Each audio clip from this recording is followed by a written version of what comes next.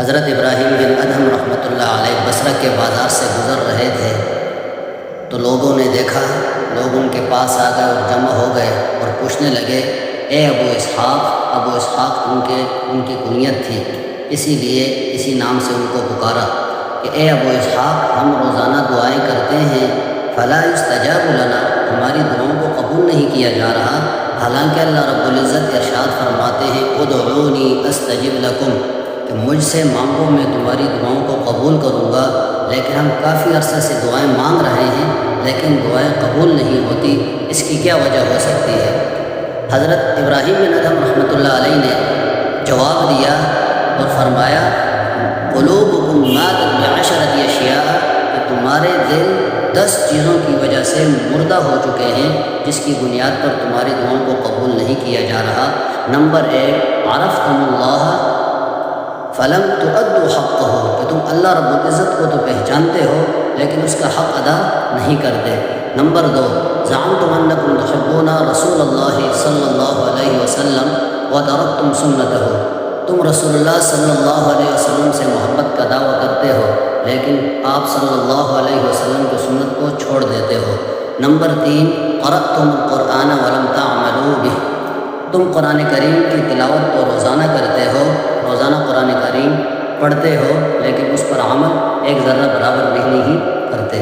Number 4، اکلتم نعم اللہ film تؤدوا شکرہ، تم روزانہ صبح ہو شام ہو سردی ہو گرمی ہو، الغرض روزانہ اللہ تعالیٰ کی بے شمار نعمتیں استعمال کرتے ہو، کھاتے ہو، لیکن پھر اس کا شکریہ ادا تک نہیں کرتے۔ نمبر 5، قلتم ان الشیطان عدوکم ووافقتموہ، تم کہتے تو یہ ہو کہ شیطان تمہارا دشمن ہے لیکن پھر بھی اس کے موافقت کرتے ہو، اس کے پیچھے چلتے ہو، اس کی پیروی کرتے ہو۔ نمبر 6، قلتم ان الجنت حق ولم تعملوا لها، تم کہتے ہو کہ جنت برحق ہے لیکن اس کے لیے عمل نہیں کرتے۔ قلتم ان النار حق ولم تہربوا منها، تم کہتے ہو کہ جہنم برحق ہے لیکن تم اس سے بھاگتے نہیں۔ نمبر 8، قلتم ان الموت حق ولم تستعدوا له، تم کہتے ہو کہ موت برحق ہے لیکن اس کے لیے تیاری نہیں کرتے۔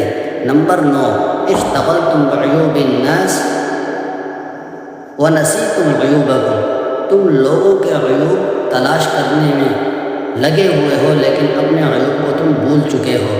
نمبر 10، دفنتم موتاکم ولم تعتبروا بہم، تم لوگوں کو تو دفناتے ہو، اپنے مردوں کو دفناتے ہو لیکن تم اس سے عبرت حاصل نہیں کرتے۔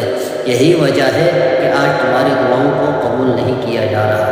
اگر دیکھا جائے تو یہی چیزیں آج ہمارے اندر بھی پائی جا رہی ہیں کہ ہم نہ قرآن کریم پر عمل کرتے ہیں اور نہ ہی موت کے لیے تیاری کرتے ہیں اور نہ ہی اپنے ہی لوگوں کو دفن کرتے ہیں لیکن اس سے عبرت حاصل نہیں کرتے۔